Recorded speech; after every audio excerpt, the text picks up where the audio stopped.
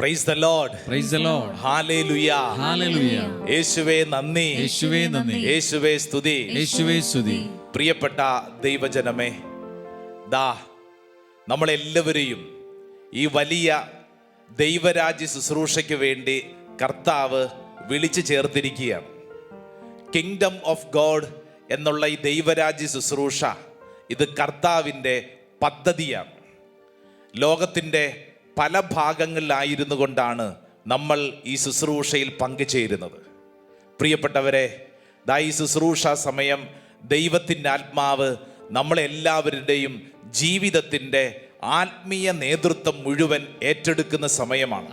നമുക്കെല്ലാവർക്കും രണ്ട് കരങ്ങൾ സ്വർഗത്തിലേക്ക് ഉയർത്തിപ്പിടിക്കാം.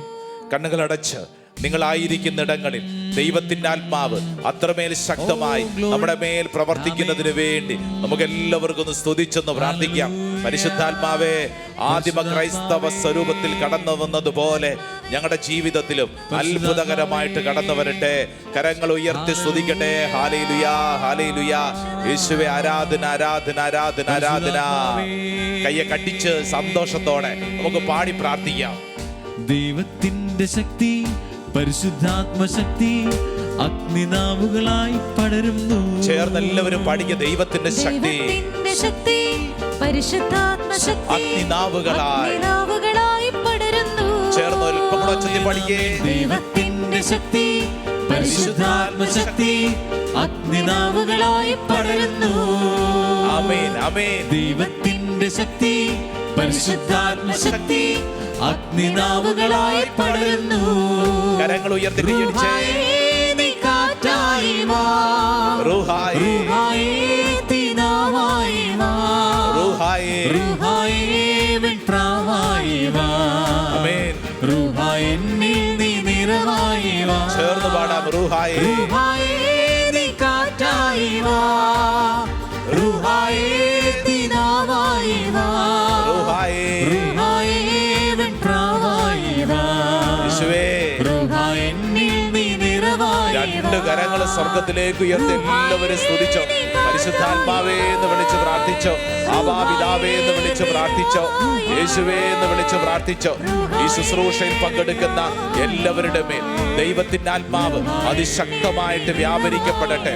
മനസ്സിലെ ഭാരം, ശാരീരിക രോഗങ്ങൾ, കുടുംബത്തിലെ പീഡകൾ കർത്താവേ ഈ ശുശ്രൂഷ സമയം ഓരോരുത്തരുടെ മേലും കടന്നു ചെന്ന് സൗഖ്യം നൽകണമേ, വിശുദ്ധി നൽകണമേ, സംരക്ഷണം നൽകണമേ. യേശുവേ, നിന്റെ അത്ഭുത നാമത്തിൽ ഞങ്ങൾ വിശ്വസിച്ചിരിക്കുന്നു, പ്രാർത്ഥിക്കുന്നു, ഏറ്റെടുക്കുന്നു. ഹല്ലേലൂയാ. യേശുവേ ആരാധന, ആരാധന, ആരാധന. Hallelujah, hallelujah, hallelujah. Praise the Lord. Praise the Lord. Hallelujah. Hallelujah. സന്തോഷത്തോടെ കൈകൾ കൂപ്പി ഒന്ന് പറഞ്ഞേ. ഈശോ മിശിഹായ്ക്ക് സ്തുതിയായിരിക്കട്ടെ. ഈശോ മിശിഹായ്ക്ക് സ്തുതിയായിരിക്കട്ടെ. നിങ്ങളുടെയൊക്കെ അടുത്ത് ആരെങ്കിലും ഉണ്ടെങ്കിൽ അവരെയൊക്കെ വിളിച്ചേ. എന്നിട്ട് അവരുടെ മുഖത്ത് നോക്കി പുഞ്ചിരിച്ചുകൊണ്ട് കരങ്ങളൊക്കെ കൂപ്പിയോട് സ്തുതി കൊടുത്തേ. ഈശോ മിശിഹായ്ക്ക് സ്തുതിയായിരിക്കട്ടെ. ഈശോ മിശിഹായ്ക്ക് സ്തുതിയായിരിക്കട്ടെ. Price the Lord. Praise the Lord. Hallelujah. Hallelujah. പ്രിയപ്പെട്ടവരെ, നിങ്ങളായിരിക്കുന്നിടങ്ങളിൽ സ്വസ്ഥമായി ഇരിക്കുക. വിശുദ്ധ ഗ്രന്ഥം എടുക്കാം. നോട്ട് ബുക്കൊക്കെ എടുത്ത് വചനം നമ്മൾ എഴുതി പഠിക്കുകയാണ്. ഈ കിങ്ഡം ഓഫ് ഗോഡ് എന്ന വലിയ ദൈവവചന ശുശ്രൂഷ നമ്മളെ ആത്മീയമായി അത്ഭുതകരമായ അഭിഷേകത്തിലേക്ക് നയിക്കുന്ന ശുശ്രൂഷയാണ്. പ്രിയപ്പെട്ടവരെ, ഇന്ന് നമ്മൾ ധ്യാനിക്കുന്നത് പഴയ നിയമത്തിലെ ഹന്ന എന്ന് പറയുന്ന ഒരു സ്ത്രീയുടെ പ്രാർത്ഥനാ ജീവിതമാണ്. നമ്മളൊക്കെ ഒത്തിരി പ്രാർത്ഥിക്കുന്നവരാണ്, പല രീതികളിൽ പ്രാർത്ഥിക്കുന്നവരാണ്, അല്ലേ? പല രീതികളിലാണ് നമ്മുടെയൊക്കെ പ്രാർത്ഥന. ഇന്ന് നമുക്ക് പഠിക്കാൻ പറ്റിയ ഒരു പ്രാർത്ഥനാ രീതി, പ്രാർത്ഥനാ മനോഭാവം നമ്മളെ പഠിപ്പിക്കുന്നത് പഴയ നിയമത്തിലെ ഹന്നായാണ്. ഹന്നായെക്കുറിച്ച് നമ്മൾ ഏത് പുസ്തകത്തിലാണ് വായിക്കുന്നത്? സാമുവേലിൻ്റെ 1-ാം പുസ്തകം 1-ാം അധ്യായം, ഫസ്റ്റ് സാമുവേൽ ചാപ്റ്റർ 1. ഹന്നായുടെ ഹസ്ബൻഡ്, ഭർത്താവിൻ്റെ പേര് എൽക്കാന എന്നാണ്. ഇവരുടെ ജീവിതത്തിലെ ഒരു വലിയ ദുഃഖം എന്ന് പറയുന്നത് ഇവർക്ക് കുഞ്ഞുങ്ങളുണ്ടായിരുന്നില്ല. കുഞ്ഞുങ്ങളുണ്ടായിരുന്നില്ല എന്നുള്ള ഈ ദുഃഖം ഹന്നായുടെ ഉള്ളിൽ മാത്രമല്ല, അവളുടെ പെരുമാറ്റത്തിലൊക്കെ ഈ ദുഃഖം അതിശക്തമായി വ്യാപിച്ചിരുന്നു. എന്ന് പറഞ്ഞു കഴിഞ്ഞാൽ നാട്ടുകാർ പലപ്പോഴും ഈ ഹന്നായെ ശപിക്കപ്പെട്ടവളായി കരുതി, വീട്ടുകാർ പലപ്പോഴും കരുതി. കാരണം ആ കാലഘട്ടത്തിൽ യഹൂദ പശ്ചാത്തലത്തിൽ വിവാഹം കഴിക്കപ്പെട്ടൊരു സ്ത്രീക്ക് കുഞ്ഞില്ലാതിരിക്കുക എന്നുള്ളത് അതൊരു ദൈവശാപത്തിൻ്റെ അടയാളമായി കണക്കാക്കിയിരുന്നു. അതുകൊണ്ട് തന്നെ നാട്ടുകാർ പലപ്പോഴും ഇവളെ കളിയാക്കിയിരുന്നു, അപമാനിച്ചിരുന്നു. അതുകൊണ്ട് ഹന്നായുടെ അവസ്ഥ എന്തായിരുന്നുവെന്ന് ഊഹിക്കാൻ പറ്റുന്നതല്ലേ ഉള്ളൂ. സാമുവേലിൻ്റെ 1-ാം പുസ്തകം 1-ാം അധ്യായം 7-ാം തിരുവചനം, അതിൽ ഹന്നായെക്കുറിച്ച് ഇങ്ങനെ പറഞ്ഞിരിക്കുന്നു: അതിനാൽ ഹന്ന കരയുകയും ഭക്ഷണം കഴിക്കാതിരിക്കുകയും ചെയ്തു. ഇതായിരുന്നു ഹന്നായുടെ അവസ്ഥ. കരഞ്ഞുകൊണ്ടിരിക്കുന്നു, ഭക്ഷണം കഴിക്കാതിരിക്കുന്നു എന്ന് പറഞ്ഞാൽ ജീവിതത്തിൽ അങ്ങേയറ്റം ദുഃഖിതമായ ഒരവസ്ഥ, വളരെ ഭാരപ്പെട്ടിരിക്കുന്ന അവസ്ഥ. കഴിഞ്ഞ ദിവസം ധ്യാനിക്കാൻ വന്ന ഒരു സഹോദരൻ എന്നോട് ഇങ്ങനെ പറഞ്ഞു: അച്ഛാ, എനിക്ക് ഉറക്കം കിട്ടുന്നില്ല, കുറേ ദിവസങ്ങളായി നെഞ്ചിൽ എന്തോ കയറ്റ് വെച്ചതുപോലെയാണ് അവസ്ഥ. അദ്ദേഹം കടന്നു പോകുന്ന ചില പ്രശ്നങ്ങളിൽപ്പെട്ടിട്ടാണ്. ഉറക്കം കിട്ടുന്നില്ല, ഒരു സമാധാനവുമില്ല, നെഞ്ചിൽ എന്തോ കയറ്റ് വെച്ചതുപോലെയാണ്. ഒരു പക്ഷേ ഈ ശുശ്രൂഷയിൽ പങ്കെടുക്കുന്ന അനേകരുടെ മാനസിക അവസ്ഥ അങ്ങനെയായിരിക്കും. പുറമേ നോക്കുമ്പോൾ കുഴപ്പമൊന്നുമില്ല, എന്നാൽ ഉള്ളിൻ്റെ ഉള്ളിൽ അപ്രകാരമുള്ള വലിയ മനോവ്യഥ അനുഭവിക്കുന്നു. അങ്ങനെയുള്ള സാഹചര്യത്തിൽ പലപ്പോഴും നമ്മുടെ വലിയൊരു ആഗ്രഹമാണ് നമ്മുടെ പ്രിയപ്പെട്ടവർ നമ്മളെ മനസ്സിലാക്കും, നമ്മളെ സഹായിക്കും, നമ്മളോട് കരുണയോടുകൂടെ പെരുമാറും. നമ്മുടെ ഉള്ളിൽ അപ്രകാരമുള്ള വലിയൊരു ചിന്തയുണ്ടാവും. നമ്മുടെ ഹന്നായും അങ്ങനെ തന്നെ. ഹന്ന എൽക്കാന ജീവിത പങ്കാളിയോടൊക്കെ ഇങ്ങനെ സംസാരിച്ചപ്പോൾ വലിയ കരച്ചിലും വിഷമവുമാണ് ഹന്നായ്ക്ക്. അപ്പോൾ എൽക്കാന ഭർത്താവ് ഈ ഹന്നായോട് ചോദിക്കുന്നൊരു ചോദ്യമുണ്ട്. വളരെ രസകരമായൊരു ചോദ്യമാണ്. ചോദ്യം എന്നാണെന്നറിയാവോ? ഹന്നായെ, നീ എന്തിനാ ഇങ്ങനെ വിഷമിച്ചിരിക്കുന്നത്? സാമുവേലിൻ്റെ 1-ാം പുസ്തകം 1-ാം അധ്യായം 8-ാം തിരുവചനം. ഭർത്താവായ എൽക്കാന അവളോട് ചോദിച്ചു: ഹന്ന, എന്തിനാണ് നീ കരയുകയും ഭക്ഷിക്കാതിരിക്കുകയും ചെയ്യുന്നത്? എന്തിന് ദുഃഖിക്കുന്നു? ഞാൻ നിനക്ക് 10 പുത്രരിലും ഉപരിയല്ലേ? പ്രിയപ്പെട്ടവരെ, ഹന്നയ്ക്ക് ഈ എൽക്കാനയുടെ ആശ്വാസം ഒന്നും മനസ്സിലാക്കാൻ കഴിവുണ്ടായില്ല. കാരണം എന്താ? ഇത് ഹന്നായുടെ ഉള്ളിലുള്ള സങ്കടമാണ്. എൽക്കാന എന്ന് പറയുന്ന ഭർത്താവ് എന്താ പറഞ്ഞത്? എടി, നീ എന്തിനാ വിഷമിക്കുന്നത്? നീ എന്തിനാ വിഷമിക്കുന്നത്? ഞാൻ നിനക്ക് 10 പുത്രന്മാരെക്കാളും വലുതല്ലേ? ഇതാണോ ഹന്നായുടെ വിഷമം? ഹന്നായുടെ വിഷമം എന്താ? ഉള്ളിൻ്റെ ഉള്ളിൽ ഈ ഹന്ന കൊണ്ടു നടക്കുന്ന വിഷമം കൂടെയുള്ള ഒരു മനുഷ്യന് പോലും മനസ്സിലാവുന്നില്ല, ജീവിത പങ്കാളിക്ക് പോലും മനസ്സിലാവുന്നില്ല. ജീവിത പങ്കാളി കുറ്റപ്പെടുത്തുകയാണ്: നീ എന്തിനാണ് വിഷമിക്കുന്നത്? നീ എന്തിനാണ് കരയുന്നത്? നീ ഇങ്ങനെ ഇരുന്നാൽ ശരിയാകുമോ? പ്രിയപ്പെട്ടവരെ, ഒരു കാര്യം ഓർത്തോണം. ഈ ഭൂമിയിൽ നീ ആയിരിക്കുന്ന അവസ്ഥയിൽ നിന്റെ ഉള്ളിലൂടെ കടന്നു പോകുന്ന അനുഭവം ഒരു മനുഷ്യനും മനസ്സിലായില്ല. ചിലപ്പോൾ നമുക്ക് തോന്നും നമ്മുടെ കൂടെയുള്ളവർക്ക് മനസ്സിലാകുമെന്ന്. അത് നമ്മുടെ തോന്നൽ മാത്രമാണ്. അവർക്ക് നമ്മളെ ഒരിക്കലും മനസ്സിലാവില്ല എന്ന് മാത്രമല്ല, നമ്മുടെ സങ്കടം പറയുമ്പോൾ അവർ നമ്മളെ കളിയാക്കും, അവർ നമ്മളെ കുറ്റപ്പെടുത്തും. എന്നിട്ട് അവസാനം പറയും ഇത് നിന്റെ കുഴപ്പമാണെന്ന് പറയും. എൻ്റെ പ്രിയപ്പെട്ടവരൊന്ന് ചിന്തിച്ച് നോക്കിക്കേ. നമ്മുടെയൊക്കെ ജീവിതത്തിൽ ഇന്നലകളിൽ പല അനുഭവങ്ങളും നമുക്ക് അങ്ങനെയല്ലേ? ആർക്കാ നമ്മളെ മനസ്സിലാക്കാൻ പറ്റുന്നത്? ഹന്ന, ആർക്കും എന്നെ മനസ്സിലാക്കാൻ പറ്റുന്നില്ല എന്നുള്ള സങ്കടം വന്നപ്പോൾ ഹന്ന ചെയ്ത പ്രവൃത്തി വചനത്തിൽ നമ്മളെ പഠിപ്പിക്കുന്നു. അതാണ് നമ്മൾ പഠിക്കേണ്ടത്. സാമുവേലിൻ്റെ 1-ാം പുസ്തകം 1-ാം അധ്യായം 9-ാം തിരുവചനം. ഹന്ന എഴുന്നേറ്റ് കർത്താവിൻ്റെ സന്നിധിയിൽ ചെന്നു. ഹന്ന എഴുന്നേറ്റ് കർത്താവിന്റെ സന്നിധിയിൽ ചെന്നു. Price the Lord, hallelujah, hallelujah. എൻ്റെ പ്രിയപ്പെട്ടവരെ, ഈ ഭൂമിയിൽ ഒരു മനുഷ്യനും നിന്റെ ഉള്ളിലൂടെ കടന്നു പോകുന്ന അവസ്ഥ മനസ്സിലാവില്ല. എന്നാൽ നിന്നെ മനസ്സിലാക്കാൻ കഴിവുള്ളവൻ്റെ പക്കലേക്ക് ചെല്ലണം. ഹന്ന എന്ത് ചെയ്തു? എഴുന്നേറ്റ് കർത്താവിൻ്റെ പക്കലേക്ക് പോയി. നീ ഇപ്പോൾ ആയിരിക്കുന്ന ദുഃഖത്തിൻ്റെ, കണ്ണുനീരിൻ്റെ, ആ തടവറയിൽ നിന്ന് എഴുന്നേറ്റ് കർത്താവിൻ്റെ പക്കലേക്ക് പോകണം. ഇതാ വചനം പഠിപ്പിക്കുകയാണ്. 1-ാം അധ്യായം 10-ാം തിരുവചനം. അവൾ കർത്താവിനോട് ഹൃദയം നൊന്ത് കരഞ്ഞു പ്രാർത്ഥിച്ചു.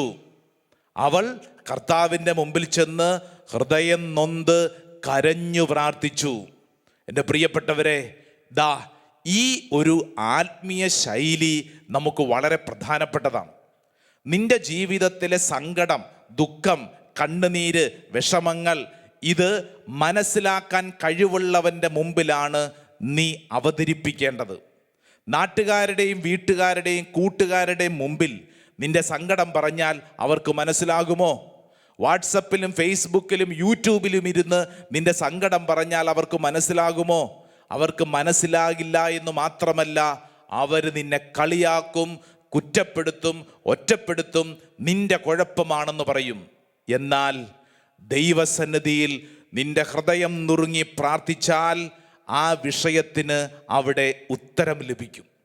ഹന്ന ദേവാലയത്തിൽ പോയി കണ്ണുനീരോടെ പ്രാർത്ഥിക്കുന്ന സമയം ദേവാലയത്തിലെ പുരോഹിതൻ്റെ പേര് ഏലി പുരോഹിതൻ ചെന്ന് ഇതാ ഈ ഹന്നായെ ആശ്വസിപ്പിച്ചുകൊണ്ട് ഒരു വചനം ഹന്നായ്ക്ക് സമ്മാനമായിട്ട് കൊടുക്കും. സാമുവേലിൻ്റെ 1-ാം പുസ്തകം 1-ാം അധ്യായം 17-ാം തിരുവചനം. അപ്പോൾ ഏലി പറഞ്ഞു, സമാധാനമായി പോവുക, ഇസ്രായേലിൻ്റെ ദൈവം നിന്റെ പ്രാർത്ഥന സാധിച്ചു തരട്ടെ. സമാധാനമായി പോവുക, ഇസ്രായേലിൻ്റെ ദൈവം നിന്റെ പ്രാർത്ഥന സാധിച്ചു തരട്ടെ. പ്രിയപ്പെട്ടവരെ, വിഷാദിച്ചിരുന്ന, ഭക്ഷണം കഴിക്കാതിരുന്ന, അങ്ങേയറ്റം ദുഃഖിച്ചിരുന്ന ഈ ഹന്നായുടെ ജീവിതത്തിൽ ആ വലിയ ആശംസ ജീവിത അനുഭവം മാറ്റിമറിച്ചു. വചനം ഇങ്ങനെയാണ് വായിക്കുന്നത്. അവൾ പോയി ഭക്ഷണം കഴിച്ചു, പിന്നീടൊരിക്കലും അവളുടെ മുഖം മ്ലാനമായിട്ടില്ല. അവൾ പോയി ഭക്ഷണം കഴിച്ചു, പിന്നീടൊരിക്കലും അവളുടെ മുഖം മ്ലാനമായിട്ടില്ല. ഈ വചനം കേൾക്കുമ്പോൾ ശ്രദ്ധിക്കേണ്ട കാര്യം, ഹന്ന പിന്നീട് കുഞ്ഞിനെ ഗർഭം ധരിച്ചു. പക്ഷേ ഈ ഒരു ജീവിത അനുഭവം നേടുന്നത് കുഞ്ഞിനെ ഗർഭം ധരിക്കുന്നതിന് മുമ്പാണ്. 1-ാം അധ്യായം 20-ാം തിരുവചനം വായിക്കും. അവൾ ഗർഭം ധരിച്ചു, ഒരു പുത്രനെ പ്രസവിച്ചു. ഞാൻ അവനെ കർത്താവിനോട് ചോദിച്ചു വാങ്ങിയതാണെന്ന് പറഞ്ഞ് അവൾ അവന് സാമുവേൽ എന്ന് പേരിട്ടു. സാമുവേൽ എന്ന വാക്കിൻ്റെ അർത്ഥം ഞാൻ ദൈവത്തോട് ചോദിച്ചു വാങ്ങി. പ്രിയപ്പെട്ടവരെ, നമ്മൾ ശ്രദ്ധിക്കേണ്ട ഒരു ആത്മീയ പാഠം എന്താണെന്നറിയാവോ? കുഞ്ഞ് ഉണ്ടാകുന്നതിന് മുമ്പ് ദേവാലയത്തിൽ ചെന്ന് ഹൃദയം നുറുങ്ങി പ്രാർത്ഥിച്ചു കഴിഞ്ഞപ്പോൾ, ഒരു പുരോഹിതൻ്റെ ആശീർവാദം കിട്ടിക്കഴിഞ്ഞപ്പോൾ ഹന്നായ്ക്കുണ്ടായ മാറ്റം നമ്മൾ ശ്രദ്ധിക്കണം. അവൾ എഴുന്നേറ്റ് മുഖം കഴുകി ഭക്ഷണം കഴിച്ചു. വചനം പറയുന്നു, പിന്നീടൊരിക്കലും അവൾ മ്ലാനവദനയായിരുന്നിട്ടില്ല. എൻ്റെ പ്രിയപ്പെട്ടവരെ, ദേ ഈ ആത്മീയ കൃപ, ഈ പ്രാർത്ഥന അനുഭവമാണ് ഈ ശുശ്രൂഷയിൽ പങ്കെടുത്തുകൊണ്ടിരിക്കുമ്പോൾ കർത്താവ് നമുക്ക് സമ്മാനിക്കുന്നത്. നീ ഇന്ന് കടന്നു പോകുന്ന അവസ്ഥ എന്തുമായിക്കൊള്ളട്ടെ, ആർക്കെങ്കിലും മനസ്സിലാകുമോ? നീ ഇന്ന് കടന്നു പോകുന്ന സങ്കടം ആർക്കെങ്കിലും മനസ്സിലാകുമോ? പുറമേ നോക്കിക്കഴിഞ്ഞാൽ നല്ല പുഞ്ചിരിച്ച് സന്തോഷത്തോടെയൊക്കെ നടക്കും. എന്നാൽ ഉള്ളിൻ്റെ ഉള്ളിൽ ഇങ്ങനെ കത്തിയെരിയുന്ന പ്രശ്നങ്ങൾ ആർക്കാ മനസ്സിലാവുന്നത്? തമ്പുരാൻ കർത്താവിന് മാത്രമാണ്. ഹൃദയം നുറുങ്ങി ദൈവസന്നിധിയിൽ നിന്റെ പ്രാർത്ഥനാ ജീവിതത്തെ സമർപ്പിക്കുക. ജീവിതത്തിൽ മാറ്റമുണ്ടാവും, സ്വഭാവത്തിൽ മാറ്റമുണ്ടാവും. ഇല്ലെങ്കിൽ എന്തു പറ്റും? എന്നും ഇങ്ങനെ കരഞ്ഞും പിറുപിറുത്തും മറ്റുള്ളവരുടെ മുമ്പിൽ മറ്റുള്ളവരുടെ ആശ്വാസം തേടിയും നമ്മൾ അലഞ്ഞു നടക്കും. ഈശോ നിന്നെ ഈ ശുശ്രൂഷ സമയം വിളിക്കുന്നത് എന്തിനു വേണ്ടിയെന്നറിയോ? തമ്പുരാൻ്റെ സന്നിധിയിൽ ഹൃദയം നുറുങ്ങി പ്രാർത്ഥിക്കാൻ. എത്ര അസാധ്യമെന്ന് കരുതുന്ന കാര്യമാണെങ്കിലും ആ വിഷയത്തിന് ഒരു ഉത്തരം സംഭവിച്ചിരിക്കും.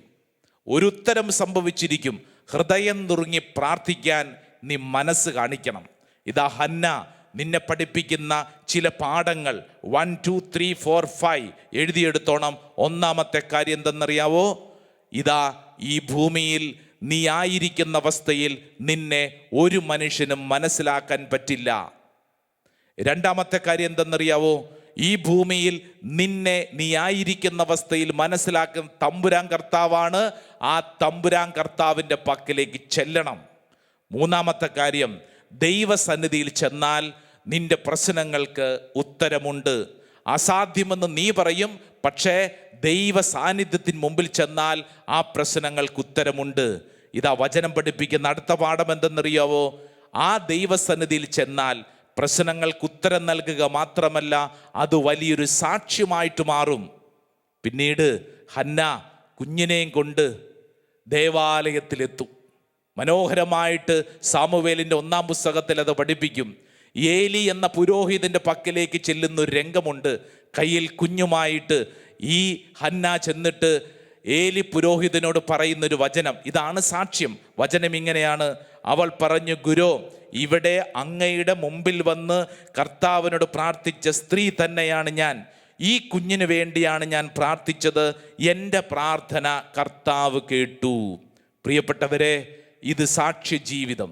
നിന്റെ പ്രാർത്ഥനാ ജീവിതം സാക്ഷ്യ അനുഭവത്തിലേക്ക് ദൈവം ഉയർത്താൻ ആഗ്രഹിക്കുന്നു.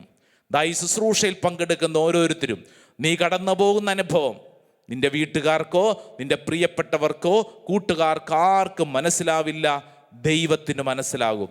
ആ വിഷയത്തിനൊരു ഉത്തരമുണ്ട്. അതൊരു സാക്ഷ്യ അനുഭവമാക്കി ദൈവം ഉയർത്തും. തുടർന്നുള്ള ആരാധന സമയത്ത് ഈ വലിയ അഭിഷേകത്തിന് വേണ്ടി നമുക്ക് ഒരുമിച്ച് പ്രാർത്ഥിക്കാം. ആമേൻ.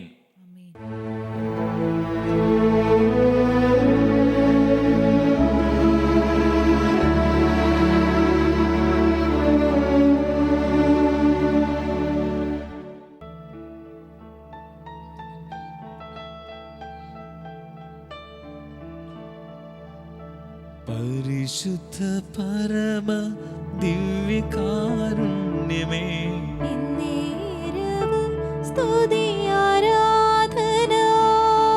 പരിശുദ്ധ പരമ ദിവ്യകാരുണ്യമേ,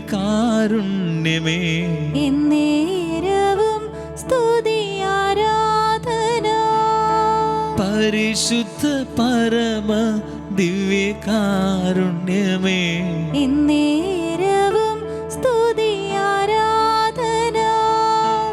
ആരാധന ആരാധന ആരാധന ആരാധന. രണ്ട് കരങ്ങളെ സ്വർഗ്ഗത്തിലേക്ക് ഉയർത്തി നമുക്കൊന്ന് സ്തുതിച്ച് പ്രാർത്ഥിക്കാം. യേശുവിന്റെ അത്ഭുത സാന്നിധ്യം സ്വീകരിച്ച് നമുക്ക് പ്രാർത്ഥിക്കാം. പരിശുദ്ധ അൽത്താരയിൽ എന്നെ അനുഗ്രഹിക്കാൻ വന്നിരിക്കുന്ന ദൈവമേ, നിന്നെ ഞങ്ങൾ സ്തുതിക്കുന്നു, ആരാധിക്കുന്നു, നന്ദി പറഞ്ഞ് പ്രാർത്ഥിക്കുന്നു. ദൈവജനമേ, രണ്ട് കരങ്ങൾ സ്വർഗ്ഗത്തിലേക്ക് ഉയർത്തി സ്തുതിച്ച് പ്രാർത്ഥിക്കാം. Hallelujah hallelujah hallelujah hallelujah. യേശുവേ, ആരാധന ആരാധന ആരാധന ആരാധന ആരാധന. Hallelujah. Praise the Lord. Hallelujah hallelujah. പ്രിയപ്പെട്ടവരെ, സാധിക്കുന്ന എല്ലാവരും ദൈവസന്നിധിയിൽ മുട്ടുകുത്തി പരിശുദ്ധ അൾത്താരയിൽ നിന്നെ അനുഗ്രഹിക്കാൻ കടന്നു വന്നിരിക്കുന്ന ദൈവ സാന്നിധ്യം തിരിച്ചറിഞ്ഞ് പ്രാർത്ഥിക്കുക. ഹന്നായെ അനുഗ്രഹിച്ച ദൈവം നിന്നെയും അനുഗ്രഹിക്കും. ഹന്നായുടെ ജീവിതത്തിലെ സങ്കടം ആർക്കും മനസ്സിലായില്ല. ഏറ്റവും ജീവനതുല്യം സ്നേഹിച്ചിരുന്ന ജീവിത പങ്കാളിക്ക് പോലും മനസ്സിലായില്ല. എന്നാൽ ദൈവസന്നിധിയിൽ ഹൃദയം നുറുങ്ങി പ്രാർത്ഥിച്ചപ്പോൾ ആ പ്രാർത്ഥനയ്ക്ക് ഉത്തരം കിട്ടി. എന്നെ കേൾക്കുന്ന പ്രിയപ്പെട്ടവരെ, ഈ പരിശുദ്ധ അൾത്താര നിന്നോട് പറയുന്നത്, നിന്റെ നീറുന്ന എല്ലാ പ്രശ്നങ്ങൾക്കും ഉത്തരം ഈ അൾത്താരയാണ്. നീ ഒന്ന് ചിന്തിച്ചു നോക്കിക്കേ. എന്തോരം ദുഃഖകരമായ വേദനിക്കുന്ന അനുഭവത്തിലൂടെയാണ് നീ കടന്നു പോകുന്നത്. പലപ്പോഴും മറ്റുള്ളവരുടെ നിന്ദാവചനങ്ങൾക്ക് മുമ്പിൽ നീ തളർന്നു പോകുന്നുണ്ടോ? പലപ്പോഴും മനുഷ്യരുടെ പ്രതീക്ഷ അതനുസരിച്ച് വളരാൻ നിനക്ക് പറ്റാതെ വന്നിട്ടുണ്ടാവും. ആര് നിന്നെ മനസ്സിലാക്കുമെന്നൊരു ചോദ്യം ഉണ്ടാവും. ഇതാ ഈ പരിശുദ്ധ അൾത്താര നിനക്ക് നൽകുന്ന ഏറ്റവും വലിയ വാഗ്ദാനം. ഹൃദയം നുറുങ്ങിയവർക്ക് കർത്താവ് സമീപസ്ഥനാണ്. മനമുരുകിയവരെ അവിടുന്ന് രക്ഷിക്കുന്നു. തമ്പുരാൻ്റെ മുമ്പിൽ